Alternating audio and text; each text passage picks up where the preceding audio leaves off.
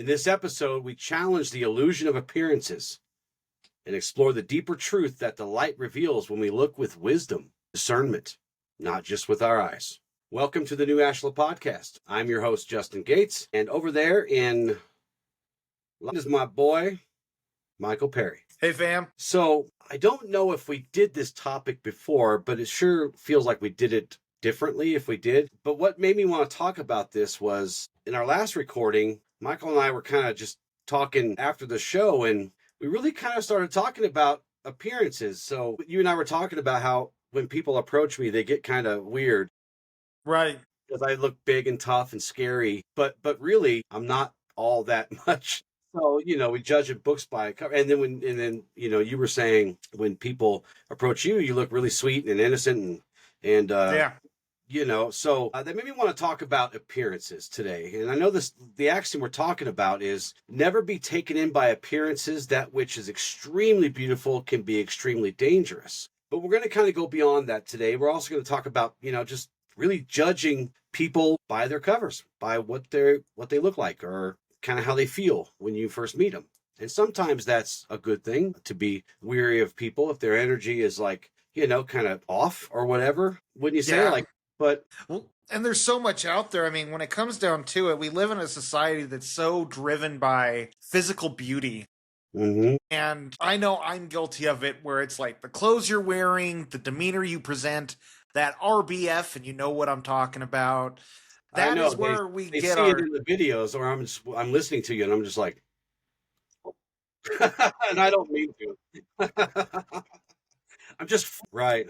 their own beliefs about you. So from that point on, it's a lot harder to steer their perspective from that. And yeah, some of that's mannerisms and the way you carry yourself and your attitudes, but a lot of it is just physical appearance. Yeah. And I know I personally have been guilty when it comes to like relationships, where it's like I'm talking with some girl, I'm looking to get in a relationship, and I'm not focusing on what's important. And that leads to a lot of chaos after. It can.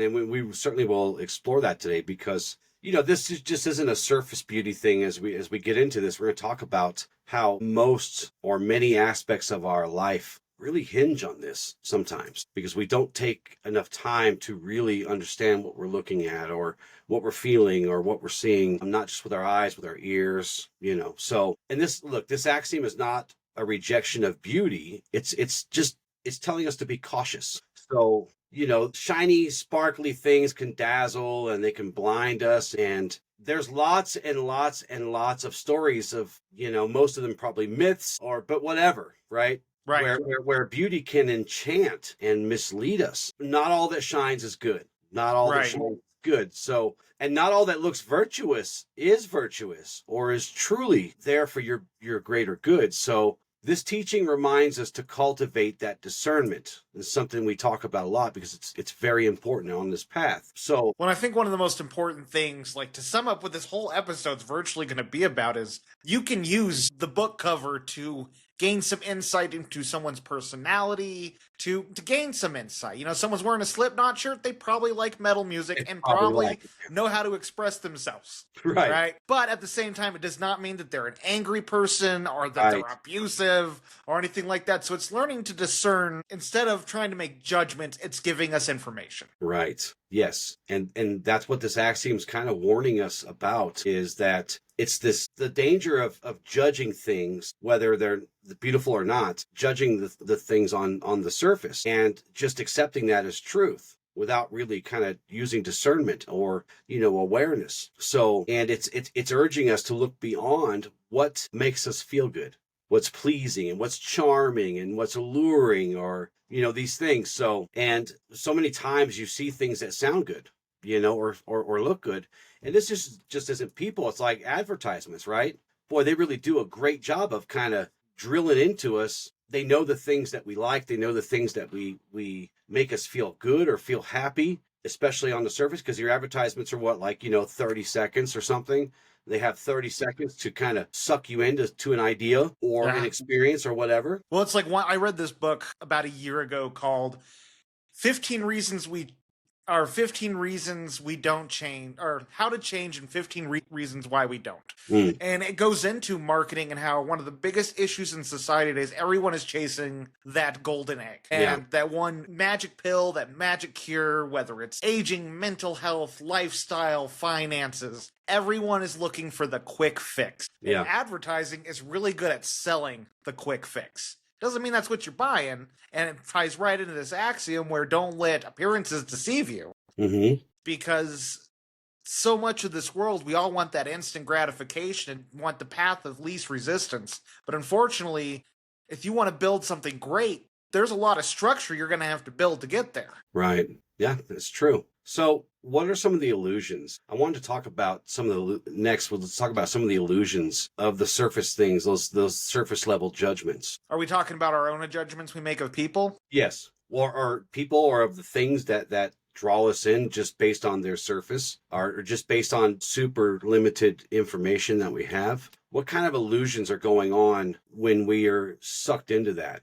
So I know you and I come from we come from the two separate sides when it comes to our different healing journeys. I came from the nice guy, people pleaser, and you came from the overly self-asserting. So Right. I don't know if this will resonate with you or not. One of my greatest weaknesses in this area is not being discerning enough, not taking enough people's actions as who they are and not their words. And I tell you what, that was one of my greatest weaknesses up until like the last couple years, is too often would I base my understanding on people based on their spoken values and spoken personalities. Right. Which, don't get me wrong, there's a grain of truth and there's a level of desire to become those things. Sure. But that is not who that's not who a person is. A person is someone who walks the walk that they talk. Right. Not when we first met, but when we first started talking more about working together and going through the teachings together, you had the luxury of seeing me, for many years. Every time you see me, I was who I said I was. I live the teachings. They come out in me, in my interactions with all kinds of different people online. I'm the same. So, I think that's kind of what you're talking about, where you had the consistency there. You aligned with what I believed about you. Right. And it's like, I've met plenty of spiritual people who promise they know what's best and how to be in alignment. Right. And it's just like, man, you're selling an ego trip right now. Like, all right, I'm smelling what you're stepping in. Right. Yeah. Yeah. It doesn't smell good. And many of those people, I had this conversation many moons ago with another former student. We got into this topic of spiritual ego. It's like, oh, you killed your ego. Oh, I'm free. But then they have a lot of spiritual ego. They just kind of on that platform of ego, and they jump and they're free and they fall face first onto the spiritual ego. I'd even say spiritual ego is worse than regular ego too, because you feel like you're above reproach. Yeah, well, and then you start thinking you're better than anyone and whatever else. So because I know more than you, or I've been granted this title that makes me above you and all this and that. And Revan, move. Enough. No. Revan's being a little punk today, guys. She's just not listening. She's in a mood, aren't you? Huh? You know more than us? Is that what it is? She's over here huffing and puffing too. So, go ahead. No, go ahead. I think one of the big things for me too, because they say you can't meet someone deeper than you've met yourself. And I have reflected on that quote so many times since I started this journey. Yeah. And I've really come to see one of the biggest reasons I would see people for their potential and not who they were. And a big part of that was the masks they wore, because I never realized I was wearing masks. Right. So I would try to personify my potential without embodying just who I am and where I'm at in life. And in turn, that blinded me to seeing other people doing the same thing because of my own ignorance towards myself. Right. I mean, everything's a mirror within this, the paradigms. And that was one of the biggest traps I was in, was I was constantly trying to show the world that I was more than I was when I was enough as I was. But in turn, all I saw people for was the same personification everyone else was doing. Yeah. And listen, we live in a world that's obsessed with images and success and instant gratification, as you said earlier. And it's really easy to fall prey to these illusions, because we may not be raised in this way to make snap judgments, but we certainly are conditioned to. We're kind of beat down in this really, really busy life to just go decision, decision, decision, decision without any kind of discernment or any kind of thoughtfulness or mindfulness. And those usually come out as judgments, because that's that judgment is the fastest way to go from here to there. It takes effort to not go to a judgment. So we might. When I read about this in psychology, it's our minds are wired so that, again, it's the path of least resistance, but it's on a much more unconscious level. Our brain is constantly looking for ways to connect dots to make us have to use as little thought process as necessary to understand something. And so it'll make these, and unconsciously, we will make these determinations, opinions, judgments. We will start wiring this in our minds whenever we see something, because our brains are trying to keep us focused on what's important in front of us, and often it's not discerning the people we are meeting. Right. It's more focused on survival and making sure that you're doing what you need to be in a good light. And so, yeah, there's an unconscious root of what does this. And the more we become mindful of it, the more we can stop it from being our opinions, because that's what we're talking about here. This is part of that unlearning right here. Yes. Where we're stopping these judgments. And it doesn't mean I judge you to be a bad person, but it can be a judgment of, you got RBF, resting face, and I'm going to automatically assume you're an angry, spiteful person, and I don't want to be around you because you look angry all the time. When realistically, it's their demeanor. That's just how they look. Right. Well, sometimes I'll be looking at something, like if I want to read something, sometimes I have to really focus in, and it looks like, I mean, my own wife does it to me all the time, to this day, and she knows me better than anybody on this planet. So let's talk real quick about these surface level judgments, how they blind us to truth. Because we're all about truth. That's what Ashla is. And we might assume, and I'm going to go the other way with this. You're talking about someone with RBF, how people are either scared of them or think they're angry all the time or whatever. But we might assume that someone who's super confident, or at least presents confidence, is wise, or that wealth equals success, or that beauty guarantees these privileges across the world. But really, think about this. If you think about a con man, right? Do we even use that word anymore? I don't know. I haven't heard it in a long time, but no. Someone who's a con artist, right? I mean, they present well. They're super sharp. They're well dressed. Their hair is high and tight, and everything looks perfect on them. They present with confidence, and so they suck people in really easy. And the most manipulative people often appear this way. They appear charming and gracious, and they're thanking you too much, and they're overly generous with their words, and stuff like this. Yeah.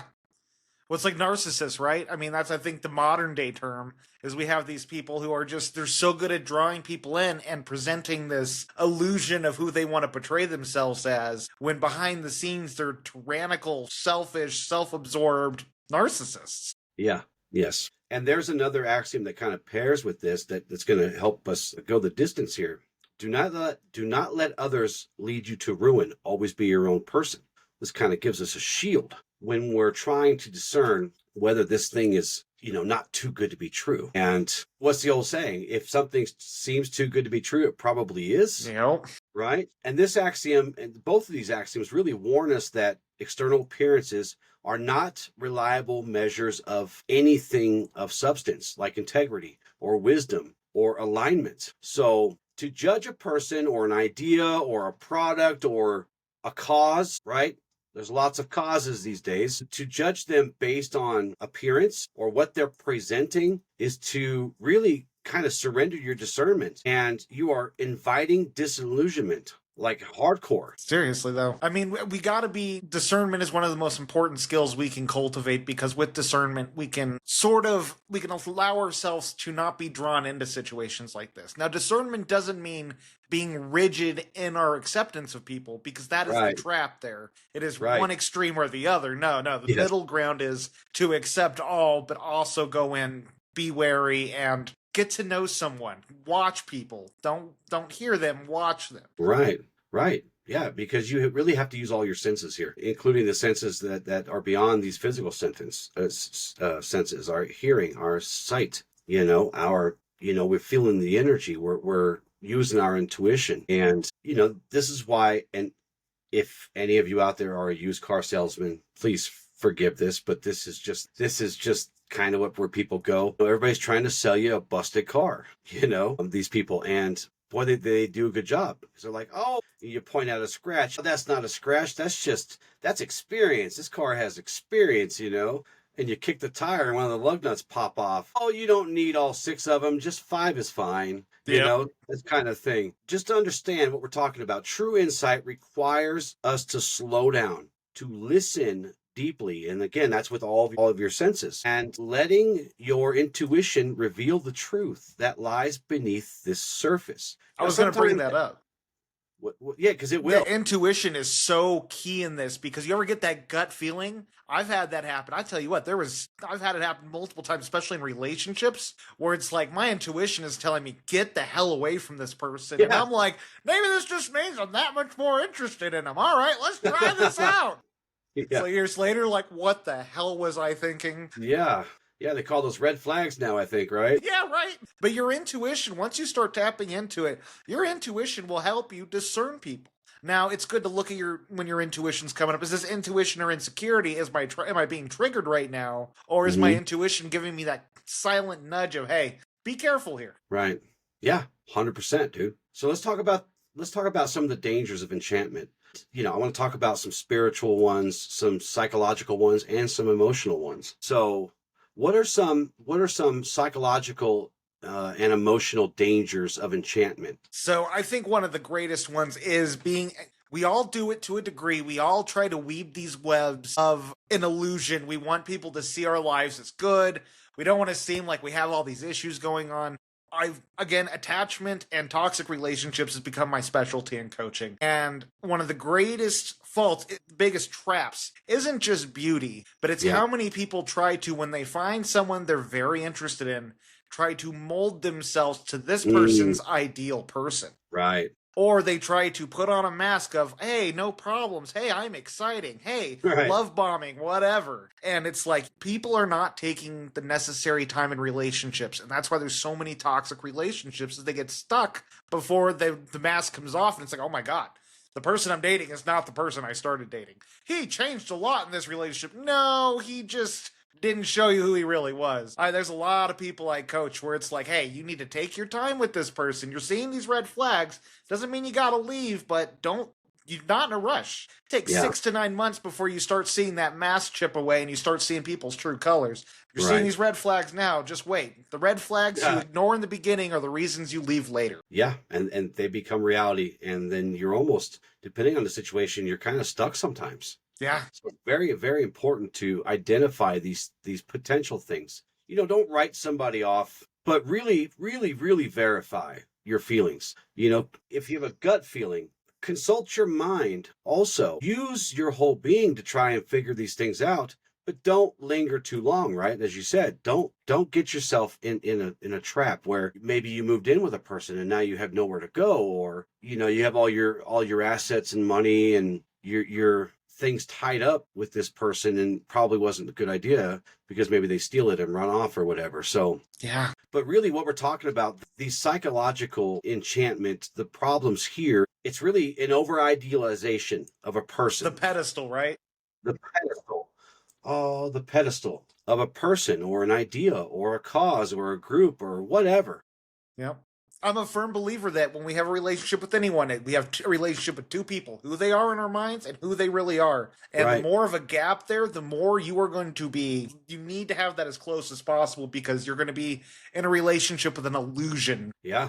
Yeah. And you'll get bored and it'll wear off, and then you'll see what's really in front of you. Yeah. We see this in kind of the really culty things, right? Like this charismatic authority figure who seem to always have all the answers, and they don't want you to go. Don't go over there. I have all the answers. I have your salvation. I am the only one who can do A, B, C, or D for you. And if you go and seek answers elsewhere, well, you're just going to be disappointed. Like we just talked about, romantic partners who we idolize instead of getting to know them and then learning to love and accept them for their faults and everything. And these belief systems that, well, also causes too, these belief systems and causes that offer this black and white certainty or identity. Gosh, right? Well said.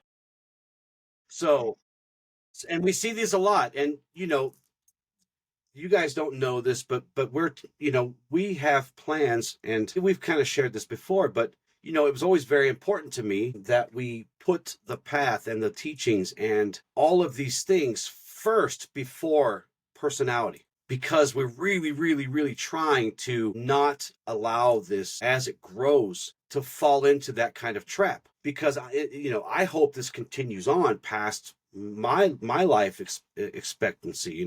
I hope it goes past yours. I hope we live to be really old people, but you and I can protect these things from these psychological dangers from this. But when we're gone, who's going to protect it? Hopefully, because we beat it to death, that the path is always more important than the personalities teaching it, right, living it. So there's a lot of, just as an example, in many of the teachings there are, and in our kind of our constitutional document that we will use later, we make it very clear: you will not find salvation on this path. You will find alignment, enlightenment, perhaps truth, but you won't. I cannot save anyone. So it just puts the teachings and the truth in front of personalities, because in 50 years from now, I probably won't be here. Let's be honest. I might be, but I'll be really crotchety, I'm sure. You think I have this RBF now? Just imagine just when you I'm wait. when I'm 98, but no, I digress. But it's important to look out for these things with these very charismatic people, and people who want to be idolized, or these belief systems or causes that, this is the only way type thing. So what about emotional? What kind of emotional dangers do we have to enchantment? I think this still ties into psychological, man. Some people will learn about your emotions, your triggers, about the things you enjoy, and they will use that as an effective way to coerce you to their side, to being interested, to sell you something. People will utilize your own emotional scale where you usually reside, and they will learn how to press those buttons and play those strings. They will. Yeah. I just wanted to add that emotionally, enchantment often disguises itself or masks itself as love or awe or inspiration, or it's destined. You heard that? Yeah. We are destined to be together. Oh yeah. Really? This destiny sucks. Sometimes We're twin flames. How do I jump off this train? Because I don't want whatever lies in front of me now, because this is really crappy, because I'm not gaining anything or growing or whatever. But these kinds of things can lead to attachment, and really like attachment to this fantasy or illusion, instead of a connection to what's really happening, meeting reality where it is. Yeah. Emotional dependency. We've talked about that a lot, because that kind of really gums us up, and it really hurts us, when we have this emotional dependency on people or a cause or a group, anything outside of us. Yeah. And, also this emotional enchantment, when it becomes, really, really too much, we start to avoid our inner world. Yeah. We just want everything outside of us, and that really kind of leaves a hole in us. I know, I've fallen prey to that before. You try to make yourself as small as you can to fit in other people's lives, and that is a way to destroy yourself. Right. So speaking of the spirit, besides what we've talked about, do you see any other kind of dangers spiritually by allowing ourselves to be enchanted? Well, so not only spiritual ego, like we brought up, but again, a lot of people looking for that get rich quick scheme. Like you see a lot of people nowadays talking about, you need to just throw away everyone out of your life who doesn't bring you joy. You need to there's so many toxic messages out there spiritually that are not good lessons, that are more shortcuts that end up doing more harm than good. We live in an age of isolation, and isolation's being more touted as I don't want to say a privilege, but as a better course of life. Again, the whole casting people out of your life because they said something wrong or offended you one time. Mm-hmm. There's all these different spiritual teachings out there that are just, someone got hurt, someone built a belief structure, and now they are making 1,000 videos on social media trying to push their beliefs so that they can feel validated in their opinions. Right. And opinions are horrible. Oh yeah. You know how I feel about those opinions. Yep. Too bad we're a PG podcast. their little secret judgments. Yep. I mean, look, this is literally like feeling like being under a spell, like you read in fairy tales and stuff. When you go too far with this, it's losing sight of truth because you have everything appears to be too beautiful or too ideal or too perfect, and you stop questioning it. You're just like, yep, sounds good to me. Yep. Feeds that ego or feeds that pain. Yeah. And look, charisma's not necessarily bad. Beauty is not bad. Even mystery isn't bad. But when you have charisma without character, or beauty without virtue, mystery without substance, it really, Oh man, really, you're on really. fire today. Well, I mean, it starts to really, because we need these things to coexist together. Lots of good people are very charismatic, and they have character. They have virtue. They have substance. So, and charisma, beauty, and mystery are kind of the things that kind of trick us into, ooh, I like mystery. Ooh, I like the weird and the strange, and because this is so different. And when you have someone speaking charismatically, you're just like, wow, and you just literally almost get like put under a spell if you're not careful. Yeah. So, and I'm not talking under the spell of a witch or something, but words are magic. I mean, that's where it They came are. from, It's like that's the original magic is speechcraft, all right? Right. You hear all this lore, you think spell casting is abracadabra and bam, something happens. No. Yeah. Words can change realities. All right. You look at political leaders, all it takes is saying the right thing at the right time in the right way, and they can distort everyone's perspective. We are living in that now on all sides. We're just getting bombarded with it. And it's like, they're great. They're great at it. They're really good at it. That's why, I don't really trust politicians. Yep. Very And often. the media doesn't help. It's one of the reasons I'm so detached from politics in general is because it's not worth trying to weed through everything when you have very little input or power you can do to anything. I look at it like this. I never gave a crap about getting their permission to do my works, and I sure as hell don't give a crap about their opinions about anything. I really, really don't. I treat them like I would treat, if I had a person like that in my life who was trying to gaslight me to death. And I see this all over. I see it in our local governments. I see it in our county governments. I see it in the state governments, and it's just, you just can't get away from it.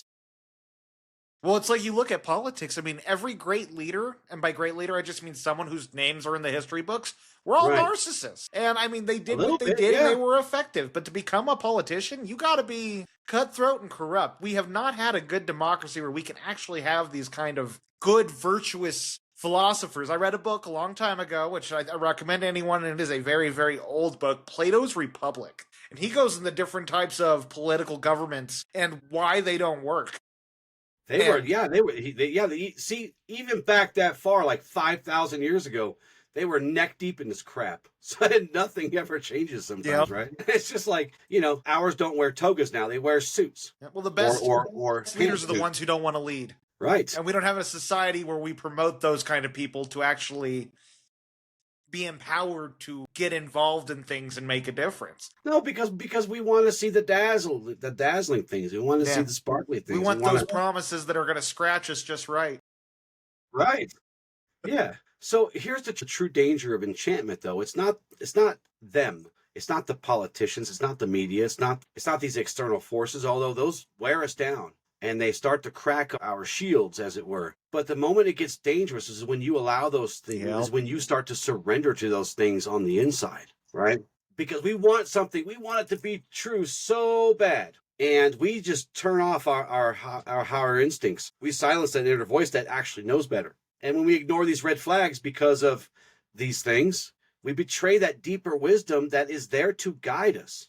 And it's like the memes you always see, the guardian angels, and people say, "This is what my guardian angel looks like," and they're just like, it's just like, I don't know what to do with this guy. He just won't stop with the nonsense. So, well, you got to watch out. You got to keep your individuality in any type of movement. I mean, we had a whole episode about this. I think it was our first ever episode about being involved in causes. but Yeah. there's a book, Yeah. The Laws of Human Nature, and there's a whole chapter dedicated to just how when we give up our individuality, we will automatically, we're trying to be a part of a bigger group, we will slowly lose our individuality to conform and be a part of and be accepted in groups. Yeah. It is human nature. And when this happens, I mean, we give up intuition for acceptance. And Mhm. it is so dangerous. You remember the movie Captain America, the Winter Soldier, Captain America, the Winter Okay, Soldier, yeah. right?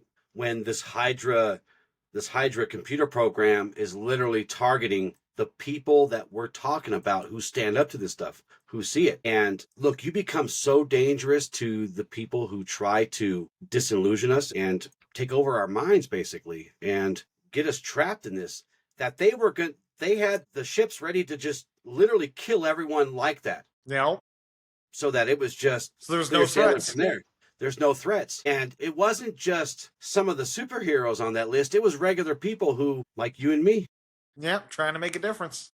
who Or could are have. enchanted by this stuff. So, and of course, Ashla calls us to pierce, taking the light as a sword and pierce that illusion, because the spiritual warrior must learn to look through in the enchantment, to perceive the true essence behind it, to be grounded in virtue and principle, not seduced by this glamour or this fake light, this artificial light that is not there to serve you. It's there to, enchant you. Right. Well, again, unfortunately, that is what most people chase after. They all want that quick get rich quick scheme. They all want that quick pill to make them younger, to make them healthier, without having exercise, without having proper diet. The people are looking for shortcuts and they don't want to put in the work. Yeah.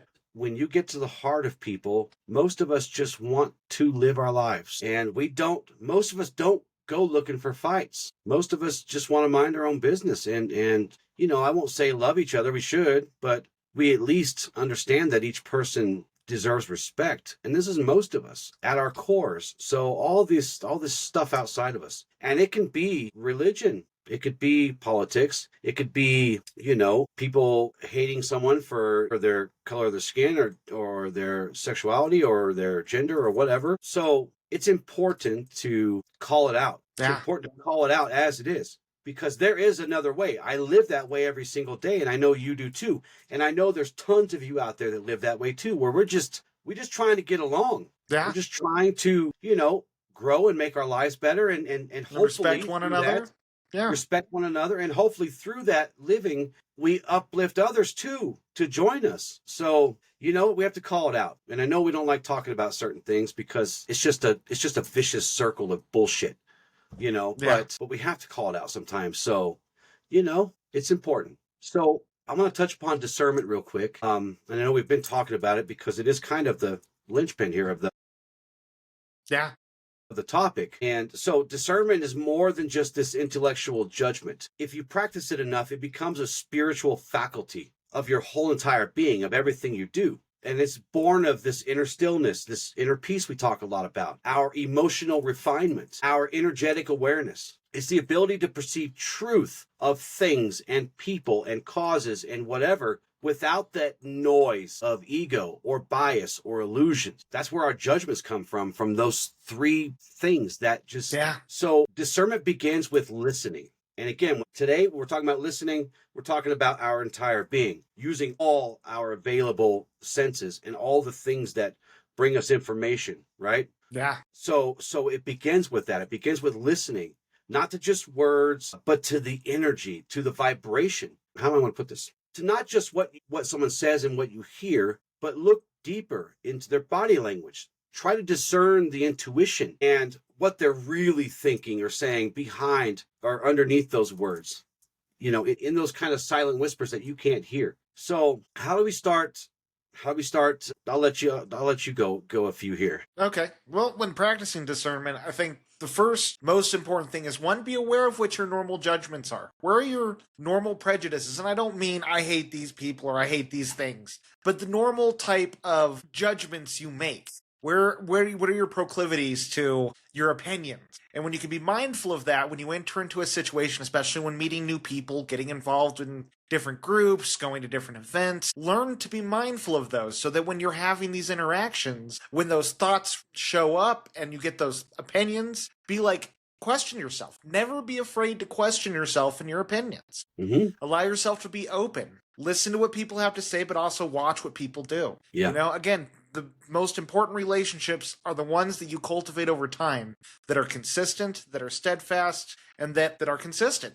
That I think consistency is one of the most important things here, because whether it's whatever it is you're trying to discern, consistency will be the key indicator to tell you how true something really is, how much there's an illusion there, or this is the facts on something. Yeah.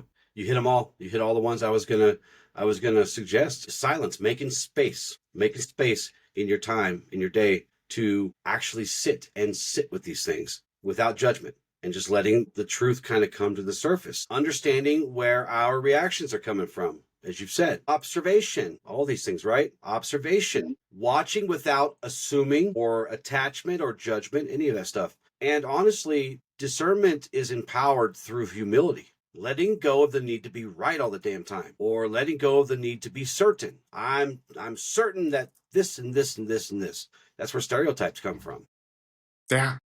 There may be a hint of truth in each of these stereotypes that we so often hear, but they're not the whole truth. Not from person to person or group to group or belief to belief. There's only tiny bits of truth with some kind of bullcrap around it, usually. Yep. And unfortunately, some people are satisfied with just having a little bit of truth and then constructing everything they can around it. Like, be mindful of yourself and others, especially yourself, though. When there's something you want so wholeheartedly to be true in your mind, whether that's opinions especially, and when you find a grain of truth and you decide to say you have a sandcastle. Right. Be discerning of how much fluff you're giving one small piece of truth, one small piece of evidence. Allow yourself to be open for debate, discussion. Allow yourself to be open to the opposite being true. One of my favorite practices is if I really feel passionately about something, I'm going to look at the things, the other side of things, to help me get contrasting views so that I'm not so in my own opinion. Right. Don't be afraid of challenging your opinions, and don't be upset if your opinion is wrong. Yeah. Yeah. No, that's what this axiom is talking about. It's really encouraging us to not judge things based on any appearance, whether it's beautiful or not, and to trust our being, our total being, to listen to what is happening in front of us. And sometimes this might take a few weeks, a few months, or a few minutes. But we need to learn to slow down. Take a breath before reacting. Observe before engaging. And, develop that inner stillness. Again, practice refining your intuition.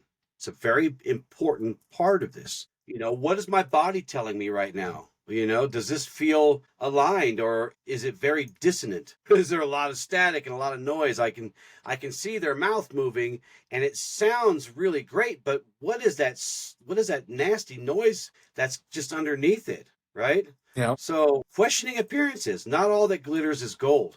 Yeah. Not all who speak of the light walk in it. And as I always do, never take what I say as the gospel. To do your own introspection about the things that I say and the things that I teach, because I really, really, really want you to trust me, but I also really, really, really want you to verify. Yeah.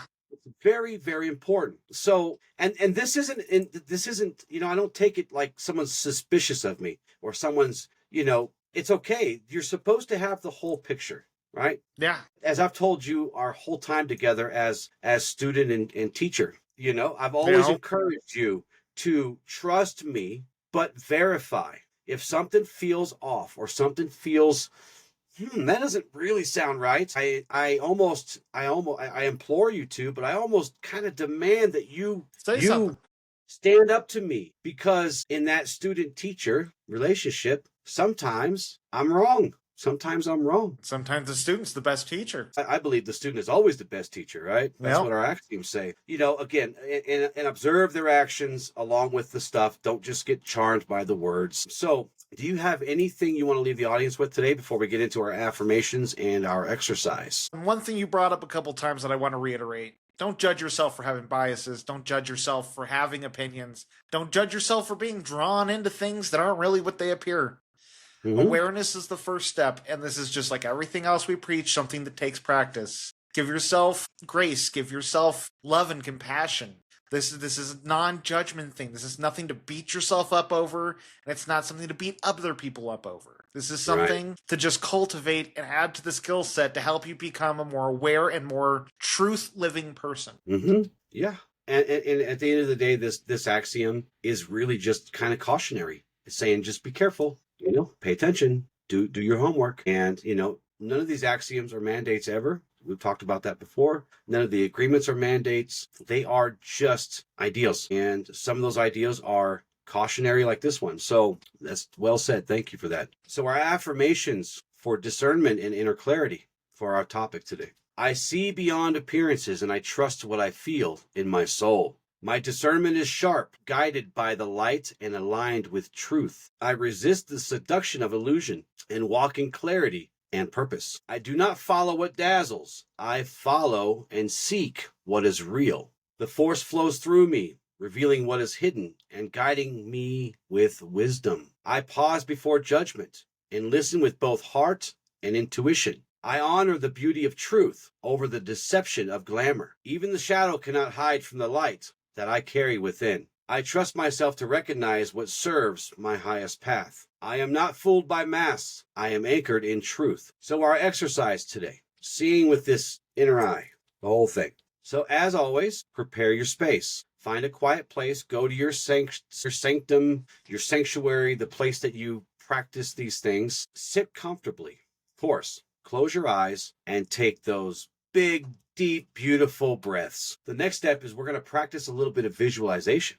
And I want you to visualize yourself in a white mist. And in this mist stands a figure or object that initially appears beautiful, radiant, golden, and graceful. Now ask yourself, what energy do I feel beneath this appearance? Does this form carry harmony or distortion? What would I sense if I could not see? Let this mist fall away slowly. Take your time. Does the form change? Does its energy reveal something different? Step 3, we're going to start asking ourselves some discerning questions. Have I ever been deceived by something that seemed perfect? What helped me see the truth? How can I better tune into the unseen, the felt, the known but not visible? And for the next 7 days, at least the next 7 days, whenever you meet someone new or engage with any kind of media, ask yourself, what am I really being shown? How do I feel about this? What am I feeling about this? Where am I feeling this? Does this align with the light? Does it align with my beliefs? Does it align with my higher self? Every day,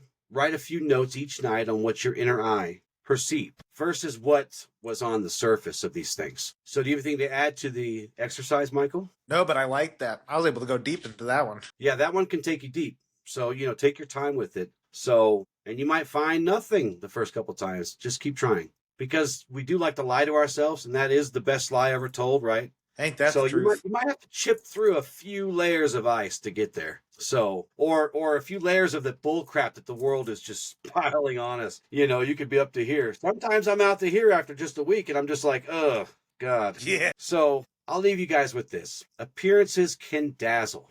They can seduce our senses and obscure the truth and lead even the wisest into danger. None of us are immune to this. But we who walk the way of Ashla are not called to live just by our sight alone, or even our physical senses alone. We are called to see truly from our entire being through these lenses of discernment and stillness and connection with all the things in the universe. So again, beauty is not the enemy. Charisma is not the enemy. Mystery is not the enemy. But this unconscious admiration can be, and often does lead you to that. True seeing is not just the skill of the eyes. It's a discipline of the soul, of the heart, of our mind, our body, the whole thing, our whole being. So when the world tempts you with spectacle, and those are fun, aren't they sometimes? And when charm feels louder than character, when we start seeing the red flags, and when something seems too good to be true, pause, breathe, listen. You will start to see these masks and these illusions fall away. And as always, stay rooted in your own being. Trust your inner world first. Trust the outer world, but verify. Right? Yeah. So if this episode spoke to you, share it, please, with someone who maybe needs to hear this, or if you hear people talking about it, feel free to share it and feel free to talk about this amongst yourselves in your communities and in your social groups. Michael, thank you so much today for being here. I really appreciate it. And thank all of you for being here with us. We really, literally could not do this without you. So with love and gratitude, ad Lucium. Ad Lucium.